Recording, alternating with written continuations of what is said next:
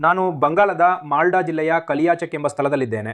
ಕೆಲವು ದಿನಗಳ ಹಿಂದೆ ಬಂಗಾಳ ವಿಧಾನಸಭಾ ಚುನಾವಣೆಯ ಅತಿದೊಡ್ಡ ಜ್ವಲಂತ ಬಿಂದುಗಳಲ್ಲಿ ಒಂದಾಗಿದ್ದ ಸರ್ಕಾರಿ ಕಚೇರಿಯೊಂದರಲ್ಲಿ. ಈಗ ಇದು ಕಲಿಯಾಚಕ್ನಲ್ಲಿರುವ ಬ್ಲಾಕ್ ಅಭಿವೃದ್ಧಿ ಕಚೇರಿ. ಇದು ವಾಸ್ತವವಾಗಿ ಮೋತಬಾರಿ ಎಂಬ ಸ್ಥಳ. ಈಗ ಇಲ್ಲಿ ಮತದಾರರ ಪಟ್ಟಿ ಅಳಿಸುವಿಕೆ ಕುರಿತು ಪ್ರತಿಭಟನೆ ನಡೆಯುತ್ತಿತ್ತು. ಆದರೆ ಕೆಲವೇ ಗಂಟೆಗಳಲ್ಲಿ ಇದು 9 ಗಂಟೆಗಳ ಒತ್ತೆಯಾಳು ಬಿಕ್ಕಟ್ಟಾಗಿ ಉಲ್ಬಣಗೊಂಡಿತು.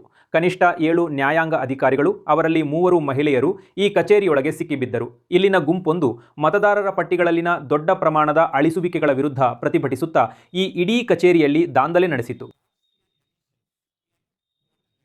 ಈಗ ಮಧ್ಯರಾತ್ರಿ ಸುಮಾರಿಗೆ ಕೇಂದ್ರೀಯ ಪಡೆಗಳು ಬಂದು ಈ ಅಧಿಕಾರಿಗಳನ್ನು ರಕ್ಷಿಸಬೇಕಾಯಿತು, ಮತ್ತು ಅದು ಕೂಡ ಭಾರತದ ಮುಖ್ಯ ನ್ಯಾಯಮೂರ್ತಿಗಳು ಮಧ್ಯಪ್ರವೇಶಿಸಿದ ನಂತರ. ಈಗ ಇದು ಬಂಗಾಳದಲ್ಲಿ ಒಂದು ದೊಡ್ಡ ರಾಜಕೀಯ ಜ್ವಲಂತ ಬಿಂದುವಿಗೆ ಕಾರಣವಾಗಿದೆ, ಮತ್ತು ರಾಜಕೀಯ ಜ್ವಲಂತ ಬಿಂದುವನ್ನು ಮೀರಿ ಸುಪ್ರೀಂ ಕೋರ್ಟ್ ಕೂಡ ಭಾಗಿಯಾಗಿದೆ. ರಾಷ್ಟ್ರೀಯ ತನಿಖಾ ಸಂಸ್ಥೆಗೆ ತನಿಖೆಯ ಉಸ್ತುವಾರಿಯನ್ನ ನೀಡಲಾಗಿದೆ. ಆರೋಪಿತ ಸೂತ್ರಧಾರಿ ಸೇರಿದಂತೆ ಹಲವರನ್ನು ಬಂಧಿಸಲಾಗಿದೆ. ಆದರೆ ನಾನು ಹೇಳಿದಂತೆ ಇದು ಒಂದು ರಾಜಕೀಯ ಆರೋಪ ಪ್ರತ್ಯಾರೋಪದ ಆಟವಾಗಿದ್ದು, ಅದು ಈಗ ಬಂಗಾಳದಲ್ಲಿ ತೀರಾ ಮೇಲಿನಿಂದಲೇ ಪ್ರಾರಂಭವಾಗಿದೆ. ಪ್ರಧಾನಿ ನರೇಂದ್ರ ಮೋದಿ ಅವರು ಇದಕ್ಕಾಗಿ ತೃಣಮೂಲ ಕಾಂಗ್ರೆಸ್ ಅನ್ನು ದೂಷಿಸಿದ್ದಾರೆ, ಮತ್ತು ಮಮತಾ ಬ್ಯಾನರ್ಜಿ ಮತ್ತು ಅವರ ಪಕ್ಷದ ಜನರು ಇಲ್ಲಿ ನಡೆದ ಹಿಂಸಾಚಾರಕ್ಕೆ ಬಿಜೆಪಿಯ ಬಿ ಟೀಮ್ಗಳು ಮತ್ತು ಸಿ ಟೀಮ್ಗಳು ಜವಾಬ್ದಾರರು ಎಂದು ಹೇಳಿ ತಿರುಗೇಟು ನೀಡಿದ್ದಾರೆ. ಮಾಲ್ಡಾದಲ್ಲಿ ಏನಾಯ್ತೋ ಅದು ಕೇವಲ ಟಿಎಂಸಿಯ ದರ್ಪವಾಗಿರಲಿಲ್ಲ. ಇದು ಈ ನಿರ್ದಯ ಸರ್ಕಾರದ ಪ್ರಾಯೋಜಿತ ಮಹಾ ಜಂಗಲ್ ರಾಜ್ ಆಗಿದೆ.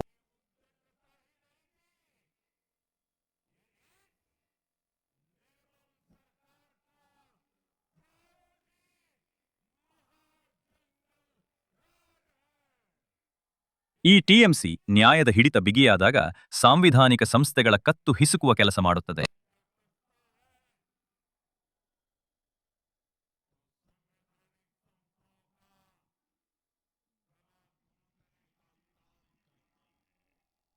ಮೋದಿಜಿ, ನೀವೇಕೆ ಇಂತಹ ಸುಳ್ಳು ಹೇಳುತ್ತೀರಿ? ಮಾಲ್ಡಾದೊಳಗೆ ಯಾವುದೇ ಗಲಾಟೆ ಆಗಿದೆಯೋ ಅದನ್ನು ನಿಮ್ಮ ಬಿ ಮತ್ತು ಸಿ ಟೀಮ್ ಮಾಡಿದೆ. ಅದರ ಎಐಎಂಐಎಂನ ವ್ಯಕ್ತಿಯನ್ನು ಹಿಡಿಯಲಾಗಿದೆ. ನಮ್ಮ ಬಳಿ ಆಡಳಿತವೇ ಇಲ್ಲ. ಚುನಾವಣಾ ಆಯೋಗ ಎಲ್ಲರನ್ನೂ ಬದಲಾಯಿಸಿದೆ.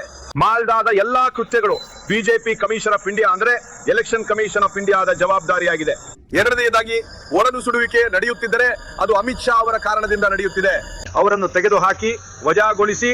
ಮತ್ತು ಮೂರನೇದಾಗಿ, ಈ ಜನಸಂಖ್ಯಾ ಶಾಸ್ತ್ರವು ಬದಲಾಗುತ್ತಿದೆಯಲ್ಲ, ಅದು ನೀವು ಬಿಹಾರದ ಜನರನ್ನು ಕರೆತಂದು ಬಂಗಾಳದಲ್ಲಿ ಮತದಾರರನ್ನಾಗಿ ಮಾಡುತ್ತಿರುವುದರಿಂದ ತಕ್ಷಣ ಇದೆಲ್ಲವನ್ನು ನಿಲ್ಲಿಸಿ ಮತ್ತು ಸುಳ್ಳು ಹೇಳುವುದನ್ನು ನಿಲ್ಲಿಸಿ. ಪ್ರಧಾನಮಂತ್ರಿಯ ಬಾಯಿಂದ ಇದು ಚೆನ್ನಾಗಿ ಕಾಣುವುದಿಲ್ಲ. ಆದರೆ ಈ ರಾಜಕೀಯ ಆರೋಪ ಪ್ರತ್ಯಾರೋಪದಾಟ ಮತ್ತು ಬಿಜೆಪಿ ಹಾಗೂ ಟಿಎಂಸಿ ಪರಸ್ಪರ ನಡೆಸುತ್ತಿರುವ ಈ ಎಲ್ಲಾ ದಾಳಿಗಳನ್ನು ಮೀರಿ ತಳಮಟ್ಟದಲ್ಲಿ ಸ್ಪಷ್ಟವಾದ ಕೋಪವಿದೆ. ಈಗ ನಾವು ಈ ನಿಟ್ಟಿನಲ್ಲಿ ವರದಿ ಮಾಡಿದ್ವಿ. ಏನಂದ್ರೆ, ಸಾವಿರಾರು ಜನರು ನ್ಯಾಯಮಂಡಳಿಗಳ ಮುಂದೆ ತಮ್ಮ ಮೇಲ್ಮನವಿಗಳನ್ನು ಸಲ್ಲಿಸಲು ಹೋಗಬೇಕಾಯಿತು. ನೀವು ಮೋಟಾಬರಿಯಾ ಮತ್ತು ಅದರ ಸುತ್ತಮುತ್ತಲಿನ ಹಳ್ಳಿಗಳಿಗೆ ಹೋದರೆ, ನಾನು ಈಗ ಇರುವ ಮತ್ತು ಆ ಘಟನೆ ನಿಜವಾಗಿಯೂ ನಡೆದ ಸ್ಥಳವದು, ಈ ಸಂಪೂರ್ಣ ಪ್ರಕ್ರಿಯೆಯ ಬಗ್ಗೆ ನಿಮಗೆ ಬಹಳಷ್ಟು ಭ್ರಮನಿರಸನ ಕಂಡುಬರುತ್ತದೆ. ಏಕೆಂದರೆ ಕೆಲವು ಮನೆಗಳಲ್ಲಿ ಕೆಲವರ ಹೆಸರುಗಳು ಪಟ್ಟಿಯಲ್ಲಿದ್ದರೆ, ಇನ್ನು ಕೆಲವರ ಹೆಸರುಗಳನ್ನು ಪಟ್ಟಿಯಿಂದ ತೆಗೆದುಹಾಕಲಾಗಿದೆ. ಮತ್ತು ಈಗ ಕನಿಷ್ಠ ಈ ಚುನಾವಣೆಯಲ್ಲಿ ಜನರಿಗೆ ಮತ ಚಲಾಯಿಸಲು ಸಾಧ್ಯವಾಗುವುದಿಲ್ಲವಾದ್ದರಿಂದ ಅವರು ಕೋಪಗೊಂಡಿದ್ದಾರೆ ಮತ್ತು ಈ ಸಂಪೂರ್ಣ ಪರಿಸ್ಥಿತಿಯ ಬಗ್ಗೆ ಖಿನ್ನರಾಗಿದ್ದಾರೆ. ನನ್ನ ಓಟು ಸರಿ ಇದೆ, ಒಳ್ಳೆಯದು, ಈಗೇನು ಬರೋದಿಲ್ಲ. ನನ್ನ ಮಗ ಮಗಳು ಬಾಬು ಮಗಳಿದ್ದಾಳೆ, ಯಾರ್ದು ಆಗಿಲ್ಲ. ಎಲ್ಲಿಂದ ಬಂದ್ರು? ನಾನು ಮಾಲ್ಡಾ, ನನ್ನ ಮಗ ಮಗಳು. ಎಲ್ಲಿಂದ ಬಂದೆವು? ನಾನು ದೇಶದಲ್ಲಿ ಇರ್ತೇನೆ, ಮಾಲ್ಡಾದಲ್ಲಿ. ನಾನು ನನ್ನ ಮಗ ಮಗಳು ಪ್ರಜೆಯಾಗಿರ್ತೀವ. ಎಲ್ಲಿಗೆ ಹೋಗೋದು? ಇದೇ ಭಯ, ಇದೇ ಒತ್ತಡ. ರಾತ್ರಿಯಿಂದ ರಾತ್ರಿಗೆ, ಇಡೀ ರಾತ್ರಿ ನಿದ್ದೆ ಬರೋದಿಲ್ಲ, ಊಟ ಸೇರೋದಿಲ್ಲ. ಏನು, ನೀವು ಈ ಯಾವ ಕಾಗದವನ್ನ ತಂದಿದ್ದೀರಿ? ನೀವೇನೋ ಹೇಳ್ತಿದ್ದೀರಿ, ಹೇಳಿ. ನಾನೇನು ಹಾರಿಸಿದ್ದೇನೆ? ನಾನೇನು ಇದು ನಮ್ಮ ವಂಶದ ಇತಿಹಾಸ ತಂದಿದ್ದೇನೆ. ನಮ್ಮ ಮುತ್ತಜ್ಜನಿಂದ ಬಂದಿದೆಯಲ್ಲ, ಹೌದು ಹೌದು, ಅದನ್ನೇ ತಂದಿದ್ದೇನೆ ಇವತ್ತು ಮಾಡಿದ್ದು. Family chart? ಹೌದು, ಪೂರ್ತಿ ಫ್ಯಾಮಿಲಿ ಚಾರ್ಟ್ ಇದೆ. ಮುತ್ತಜ್ಜನ ಸಲುವಾಗಿ. ಹೌದು ಹೌದು, ಇದು ನೋಡಿ, ನಾನಿಲ್ಲಿ ತೋರಿಸುತ್ತಿದ್ದೇನೆ. ಇದು ನೋಡಿ. ಹಾಗಾದ್ರೆ ನೀವ್ ಯಾಕೆ ಮಾಡಿದಿರಿ? ಇದನ್ನ ಯಾಕೆ ಮಾಡಿದ್ದು? ಮುತ್ತಜ್ಜನ ಕಾಲದಿಂದ ನಿಮ್ಮೆಲ್ಲರ ಬಳಿ ಇರುವ ಖಾತಿಯಾನ್, ದೋಲಿ ಅದೆಲ್ಲವನ್ನು ನೋಡಬೇಕಾಗುತ್ತದೆ ಎಂದು ಅವನು ಹೇಳುತ್ತಿದ್ದಾನೆ. ಅದಕ್ಕೋಸ್ಕರ ಮೊದಲೇ ರೆಡಿ ಮಾಡಿ ತಯಾರು ಮಾಡಿ ಇಟ್ಕೊಂಡಿದ್ದೀನಿ. ಪ್ರತಿಯೊಬ್ಬ ಮನುಷ್ಯನಿಗೂ ಬಹಳ ತೊಂದರೆ ಕೊಡುತ್ತದೆ. ಪ್ರತಿಯೊಂದು ಲೈನ್ಗೂ ಹೋಗಿ ನಾನು 2 ಕಾಸು ದುಡಿದ್ರೆ ತಿನ್ನುತ್ತೇನೆ, ದುಡಿಯದಿದ್ರೆ ಹೇಗೆ ತಿನ್ನುತ್ತೇನೆ? ಪ್ರತಿದಿನ ಹೀಗೆ ಇತ್ತಿಂದತ್ತ ಮಾಡುತ್ತಿದ್ದರೆ ಹೇಗೆಗ ಫ್ಯಾಮಿಲಿಗೆ ಹೊಟ್ಟೆಪಾಡು ಸಿಗುತ್ತಾ? ಸಂವಿಧಾನದ ಪ್ರಕಾರ ಎಲ್ಲರ ಆಂದೋಲನವು ನ್ಯಾಯಸಮ್ಮತವಾಗಿದೆ. ಅದು ಒಂದು ನ್ಯಾಯ, ಯಾಕೆಂದ್ರೆ ಎಲ್ಲರೂ ಇಲ್ಲಿ ಹೊರಾಗಿರೋದ್ರಿಂದ ಅದಕ್ಕಾಗಿ ಅವನು ತನಗಾಗಿ ಆಂದೋಲನ ಮಾಡಲು ಸಾಧ್ಯವಿಲ್ಲ. ಆಂದೋಲನ ಮಾಡಲು ಸಾಧ್ಯವಿಲ್ಲ ಎಂದು ಇಲ್ಲಿ ಬರೆದಿದೆ. ಹಾಗಾಗಿ ಜನರು ತಮ್ಮ ಓಟಿಗಾಗಿ ಹೋದರು. ಆಗ ಒಂದು ಅವಘಡ ಸಂಭವಿಸಿತು. ಯಾರಿಗ್ ಗೊತ್ತು? ಮೊದಲೇ ಗೊತ್ತಿದ್ದಿದ್ರೆ ಯಾರಾದ್ರೂ ಹೋಗ್ತಿದ್ರು, ಅತ್ತ ಕಡೆ ಹೋಗ್ತಿರ್ಲಿಲ್ಲ. ನಮ್ಮ ಮನೆಯಲ್ಲಿ ಒಂದೇ ಒಂದು ಸಮಸ್ಯೆ, ನಮ್ಮ 3 ಓಟು 2 ಓಟಲ್ಲಿ ಆಗೋಯ್ತು. ಹೌದು, ನಮ್ಮ ಹೆಂಡತಿ ಓಟ್ ಸಿಕ್ಕಾಕೊಂಡೇ ಬಿಡ್ತು. ನೋಡಿ, ನಾವು ದುಡಿತೀವಿ, ತಿಂತೀವಿ, ನಮಗೆ ಕಾಗದ ಪೆನ್ನಿನ ಬಗ್ಗೆ ಏನು ಗೊತ್ತು? ಹೇಗಂದ್ರೆ ಆ BLO ನಮ್ಮ ಇಲ್ಲಿ ಡಬಲ್ ಎ ಕೊಟ್ಟು ನಮ್ಮ ಹೆಂಡತಿ ಹೆಸರನ್ನು ಬರೆದು ಬಿಟ್ಟಿದ್ದಾರೆ. ಅದರ ಕಾರಣದಿಂದ ಇದು ರದ್ದಾಗಿ ಹೋಯಿತು. ಹಾಗಾದ್ರೆ ತಪ್ಪು ಯಾರು ಮಾಡಿದ್ದು? ಆ BLO ಮಾಡಿದ್ದು. ನಾವಂತೂ ಮಾಡಿಲ್ಲ. ನಾವಂತೂ ಗದ್ದೆಯಲ್ಲಿ ಕೆಲಸ ಮಾಡ್ತೀವಿ, ಮನೆಯಲ್ಲಿ ಊಟ ಮಾಡ್ತೀವಿ. ಇಲ್ಲಿ ಯಾವುದೇ ಬಾಂಗ್ಲಾದೇಶದ ಓಟು ಇಲ್ಲ. 4 ತಲೆಮಾರು 5 ತಲೆಮಾರಿನಿಂದ ಬ್ರಿಟಿಷರ್ ಕಾಲದಿಂದ ಇಲ್ಲಿ ವಾಸವಾಗಿದ್ದೇವೆ. ಹಾಗಾಗಿ ಅವನ ಓಟ್ ಏನು ಕಟ್ಟಾಗಿದೆ ಅಲ್ಲ, ಅವನ ತಂದೆ ಹೆಸರಿದೆ, ತಾತನ ಹೆಸರಿದೆ, ಮುತ್ತಾತನ ಹೆಸರಿದೆ ವೋಟರ್ ಲಿಸ್ಟಲ್ಲಿ.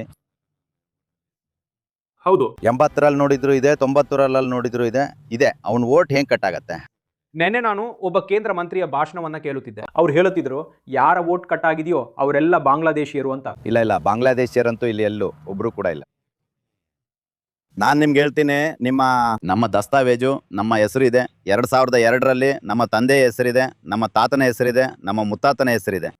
ನಮ್ಮದೇ ಕಟ್ಟಾದ್ರೆ ನಾವು ಬಾಂಗ್ಲಾದೇಶದವ್ರು ಎಲ್ಲಿಂದ ಆದ್ವಿ ಹೇಳಿ? ಈಗ ಇದು ಯಾವಾಗ ಶುರುವಾಯ್ತಪ್ಪ? ಅಂದಿನಿಂದ ನಾವು ಲೈನಲ್ಲಿದ್ದೀವಿ. ಕೆಲವೊಮ್ಮೆ ಹೀರಿಂಗ್ಗೆ ಹೋಗಬೇಕು, ನೋಟಿಸ್ಗೆ ಹೋಗಬೇಕು. ಈಗ ಏನು ನಡೀತಿದೆಯೋ, ಈಗ ಟ್ರಿಬ್ಯುನಲ್ ಇದಕ್ಕೂ ಕೂಡ ಲೈನಲ್ಲಿ ಹೋಗಬೇಕಾಗಿದೆ. ಈಗ ಈ ಕಾಗದ ತಗೋತಾರೆ, ಆ ಕಾಗದ ನಮ್ಮ ಹತ್ತಿರ ಪ್ರತಿಯೊಂದರ ಧ್ವನಿ ಇದೆ. ಈಗ ನಮಗೆ ವೋಟ್ ಪಡೆಯಲು ಏನು ಕೊಡಬೇಕಾಗತ್ತೆ ಅದನ್ನು ಸಹ ಇನ್ನೂ ಹೇಳಿಲ್ಲ. ಅಥವಾ ನಿನ್ನಲ್ಲಿ ಈ ಕೊರತೆ ಇದೆ, ಆದ್ದರಿಂದ ಇದೇ ಕಾರಣಕ್ಕೆ ನಿನ್ನ ಹೆಸರು ತೆಗೆದು ಹಾಕಲಾಗಿದೆ ಅಂತಾನೂ ಹೇಳಿಲ್ಲ. ಈಗ ನೀವು ಯಾರ ಧ್ವನಿಗಳನ್ನ ಈಗಷ್ಟೇ ಕೇಳಿದಿರೋ ಆ ಜನರಲ್ಲಿ ಅನೇಕರು ಮುಂಬರುವ ಚುನಾವಣೆಯಲ್ಲಿ ಮತ ಚಲಾಯಿಸಲು ಸಾಧ್ಯವಾಗುವುದಿಲ್ಲ. ಏಕೆಂದರೆ ಮತದಾರರ ಪಟ್ಟಿಗಳನ್ನು ಈಗಾಗಲೇ ಅಂತಿಮಗೊಳಿಸಲಾಗಿದೆ. ಈಗ ಮಾಲ್ಡಾ ಮತ್ತು ಕಾಲಿಯಾಚಕ್ ಆ ಮತದಾನ ಪ್ರಕ್ರಿಯೆಗೆ ಸಾಗುತ್ತಿದ್ದಂತೆ ಜಿಲ್ಲಾಡಳಿತದ ಮುಂದಿರುವ ಸವಾಲು ಕೇವಲ ಕಾನೂನು ಮತ್ತು ಸುವ್ಯವಸ್ಥೆಯನ್ನು ಕಾಪಾಡುವುದಷ್ಟೇ ಆಗಿರುವುದಿಲ್ಲ.